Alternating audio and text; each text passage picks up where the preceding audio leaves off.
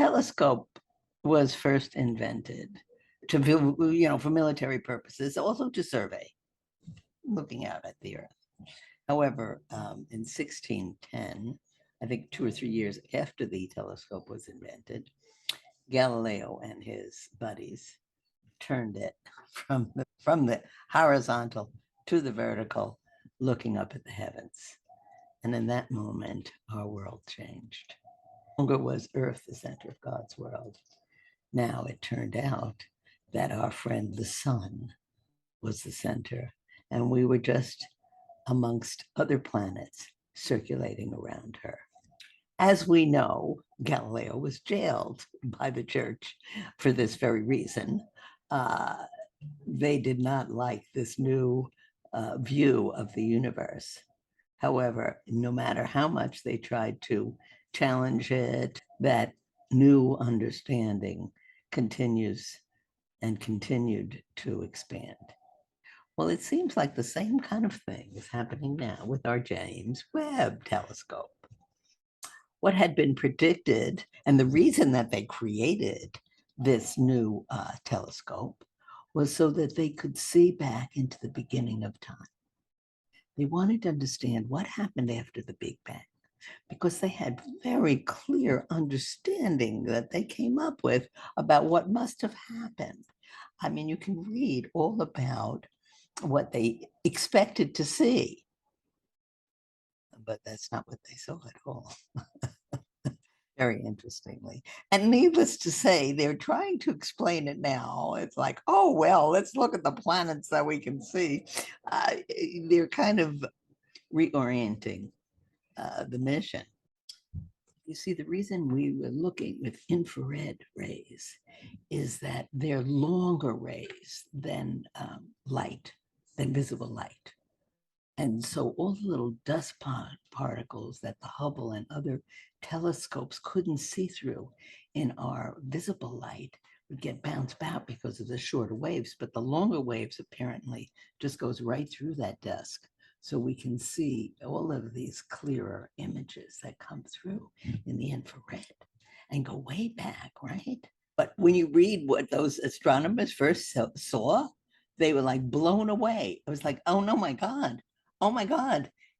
Instead of these faint galaxies that they thought, or faint stars that they thought they would see, they saw huge light, big light of stars and galaxies. They saw galaxies already and didn't expect it would happen that quickly. So suddenly, all of their eyes were seeing something they didn't expect. And now you can read some of this controversy going back. Somebody said, one of the astronomers said, well, maybe the Big Bang didn't happen. And then somebody, no, we're not losing the Big Bang. No, the Big Bang is still it. Well, we will find out, perhaps, but maybe there's a new way, a new understanding, just like what happened with Galileo. There's suddenly a new understanding of what our cosmos is. You know, what I really love, what is really something to contemplate and to meditate on, is that these very photons are not, you're not just viewing them through the telescopes. They're actually showing up in my bedroom, on my computer screen, on my cell phone as I walk around. And they're not just pictures, it's YouTube, it's videos of what actually, now think about this, it's actually what those light rays, what actually happened and is happening now still, which will take another 13 billion years to reach us.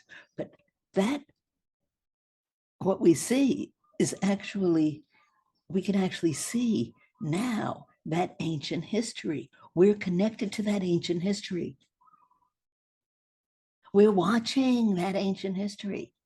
And not ancient, it's now, it's happening now. It's in our realm, it's in our present realm. So just like when Columbus sailed the ocean blue, and that flat world became a round world, and oceans and continents and peoples, and the whole idea of this world completely transformed.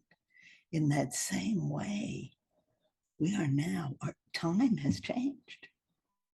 We're now connected to 14 billion years ago or 13.5 billion years ago. It's alive with us now.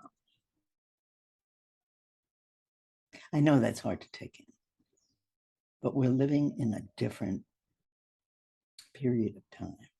We're living in an expanded period of time.